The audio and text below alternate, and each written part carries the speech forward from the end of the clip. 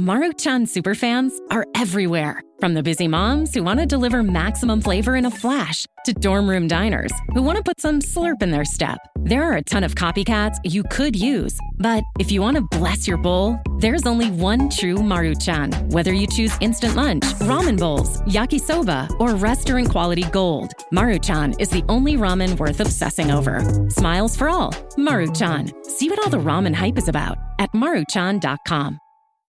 'Tis the season to shine with H&M. Discover the holiday collection and find fashionable pieces for your wardrobe or for under the tree. Get inspired and dazzle with this year's glam. From tuxedo styles, bow detailed pieces, impressive prints, and more. From unforgettable looks to unforgettable gifts. With fashion finds to home decor, find it all at H&M. Treat your loved ones and yourself this season. Shop in-store or at hm.com.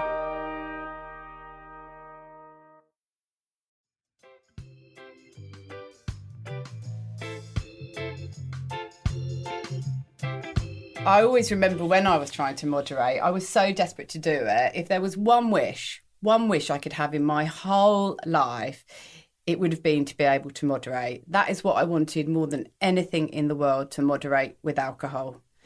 So it was like a dream. It was like a daydream, really. It was a dream, and I tried for it and I couldn't get it. But if you gave me one wish, it would have been that. And what about now, Lucy? Now you're 7 months sober nearly. I mean, do you still wish one day you could be a moderate drinker? I would love to be, yeah, I'd love to be. But I absolutely know 100% I couldn't be. And that knowing, I guess, is enough, isn't it? Because you get to know your behaviour. You know yourself by now. You know yourself after 26 years of binge drinking, that behaviour is just so repetitive and boring. As we talked about in the last podcast, you know that behaviour and you're just going to be kidding yourself if you think that's going to happen one day. I've got no intentions of trying to attempt that ever again in my life. Because that's what you've been doing for years. Yeah, what's the point? What's the point? But what about you? What about you? Tell us about your moderation and how wonderful you were at it. Yeah, I was amazing. One drink on the bus on the way home, that was it. Yeah. Not at all. I call it the moderation pixie because I felt like when I was drinking that there was almost like an outside force that was making me drink more. It was almost like a horrible little pixie cackling on my shoulder going, go on, you know you're going to do it anyway. Come on, join the party, have some fun. You can't moderate. So I would find myself at the beginning of an evening trying to ignore the pixie that was on my shoulder and trying to pretend to be a good drinker. So I'd sit with my first glass of wine, take a sip, with my pinky finger sticking out, looking all sophisticated, like something out of The Great Gatsby or something. Although I probably didn't look like that. I'm sure you pulled it off wonderfully. I think if you poke your finger out, it means you look like something out of The Great Gatsby. I don't know where you heard that, but okay, all right. That's how I felt.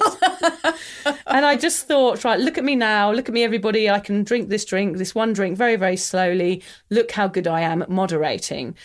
But after that first drink, I was leaning into what the pixie had to say. And the pixie would be saying, come on, you know you want another one. Don't be boring. Enjoy yourself. You deserve another drink. So I would start leaning into him like, what's the pixie going to tell me? And by the end of the night, the pixie was my best mate. Yeah, like everybody in the room. Yeah, I was doing the conga with him. He sounds like a right old bastard. Yeah, it was a good laugh, actually. He was the one who got you in all the trouble. Yeah, he was. He was having the time of his life. Yeah, watching you make a tit of pixie. yourself. Nothing more amusing than watching someone else make a fool of himself. The pixie was sat on a horrible little podium pointing and laughing at me by the end of the night. Dance harder. Say it again. Oh, dear. I mean, I didn't like the pixie the next day. I can tell you that. I felt pretty awful. So what I'm saying is that my moderation was having one drink and then getting the bottle and then getting the other bottle and then just going into every other night. So it was hard. I think I was trying to prove to myself that I could moderate during that very short period of having that one glass, but then I never, ever did. Having that first drink meant I carried on. So I think in my brain, every time I went out, I was like, yeah, everything in moderation. That always comes up, doesn't it? Everything in moderation. So I thought, I can be that person. Everything in moderation. I deserve to have a few drinks. Yes. But of course, that wasn't the case. And no. I mean, you just said something about, when in the time it takes to have that first drink. And I think that's really important here, because it is quite incredible how everything can change in the time it takes to drink a glass of wine or a beer. Gosh, how can you change so massively? And when I have never done heroin, I will just put that out there, disclaimer, I've never done heroin. But I've obviously seen people take it on shows and on movies and things.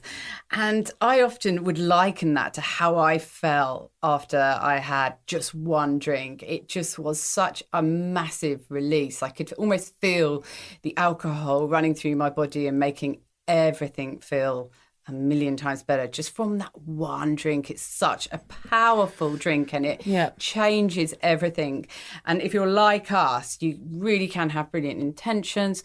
One drink, what happens in that time is quite incredible, and it changes everything. And that's where the problem starts when it comes to finding the stop button and the moderation as well. It reminds me of those water towers. The water towers you used to watch on TV getting exploded.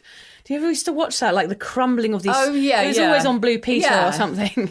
I used to be up and solid like those water towers at the beginning of the evening. After that one drink, it was like I had been exploded. That is the difference. It was like everything had crumbled, and I was like, my elbow was being twisted in every direction. I was like, yeah, let's go up to the bar.